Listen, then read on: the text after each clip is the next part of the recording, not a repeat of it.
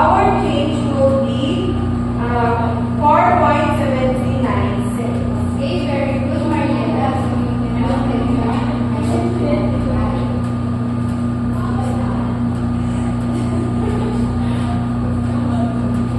Okay, group 2, are you done? Group 3. Group 4. So, you see, teacher, that we are the same in group 1, but we still going to break down the answers. So, we're going to buy one chocolate, with like one, then candy, 2 candies, 10 pesos, water, 10 pesos, and 20 cents. So, it will be 45.81. And for our 50 pesos, we have a change of 4 pesos and 70. Okay, very good. Group 3, where's the elevator? Okay, group 1, 2. Teacher, we choose water, which is 10.20 pesos, and also grape, which is 20 pesos, and 2 candies, which is equivalent to 10 pesos. We have a total of 40.20. Now, if we minus it, 50 pesos minus 4.20, we get a change of 9.80. Okay, very good. So now you can set your items here.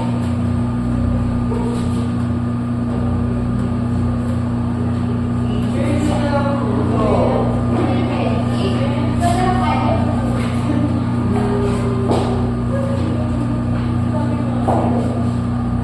Teacher, pwede kong ano na lang, raise na lang ulit. Okay. Okay, thank you. Group 2. Group 4. Teacher, I chose the change because it's already 50 pesos. Oh, So, I don't have change anymore. okay, thank you. Okay, did you enjoy our activity? Yes! Now I have some questions for you. So was it easy or challenging to stay within 50 pesos? Why? Okay, Mariana. It is challenging, teacher, because we want to buy our items, but we only have 50 pesos. Okay, who wants to answer? Okay, Ira. Teacher, it is also challenging because there are the prices of the food that we want to buy is high. Okay, very good. So now, let's have the second question. How did you make sure you wouldn't go over your budget? Joanna? First, we get the solution of the, or the addition of the prices of the product we want to buy, and we make sure that it is not going to exceed the 50 pesos budget. Okay, who wants to answer? Janine? We had the prices, and if it's over price or not, oh yes, wait. Okay. We will change the item for it to be, yes. Okay, very good. So just like how we add and subtract in decimal terms, we also have to follow steps in solving a problem with decimal. So our topic for today is all about addition and subtraction of decimal. So in adding and subtracting a decimal, we have steps to follow. So step 1 was to read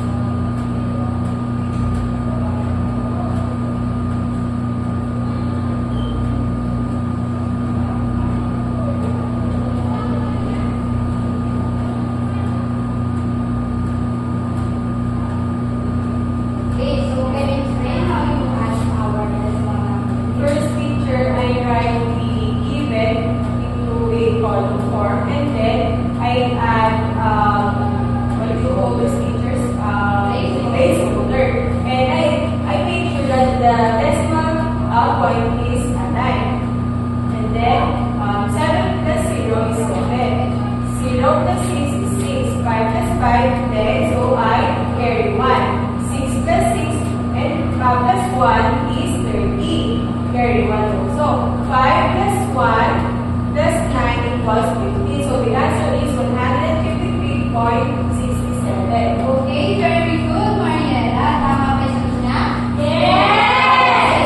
So now, let's try to answer this board problem. From Mark, got the notebook for 45 pesos and 25 cents. And a pen for 12 pesos and 60 cents. So now, let's try to add it.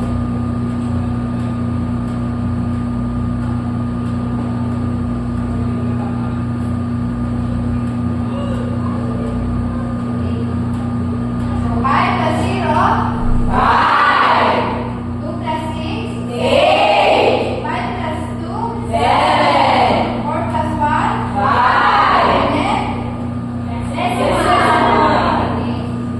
So the total cost used is 57.85 pesos. okay, very good. So now let's go to our solution. So I have here an example.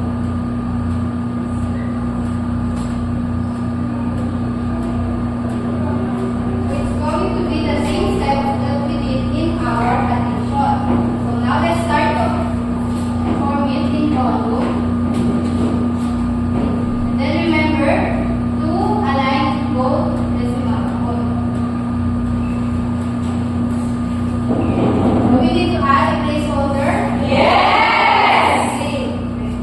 So now let's subtract it as like a whole number. So now we start. 0 minus 1. 13. Going to borrow 13. 8 and it's going to be 7. 0 is going to be 10. So 10 minus 1. 9. And 7 minus 2. 5. 5. And 3 minus 0. 3. And 7 minus 8. 20. So we're going to borrow again. It's going to be 0 and it is going to be 7. 17. So 17 minus 8. 5. 5. 9. Our final answer is 99.359. okay, so I have here another example.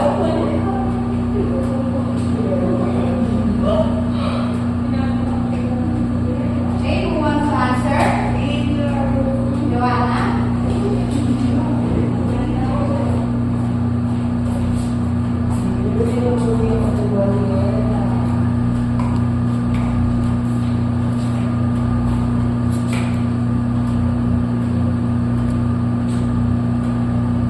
Can you explain your motivation, Joanna? First, I make list and then column form, and then I make sure to align the two decimal points, and then I subtract, and also the answer is aligned to the decimal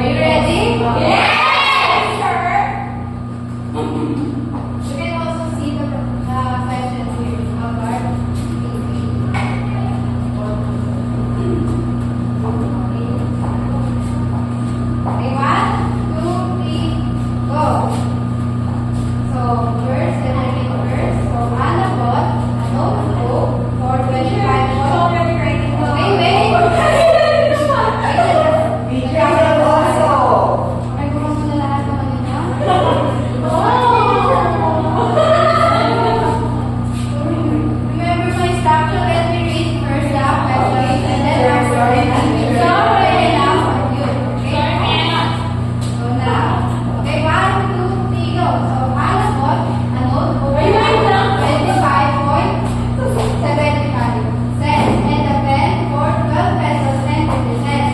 How much did she spend it Teacher, on? so, Go, Alice, go.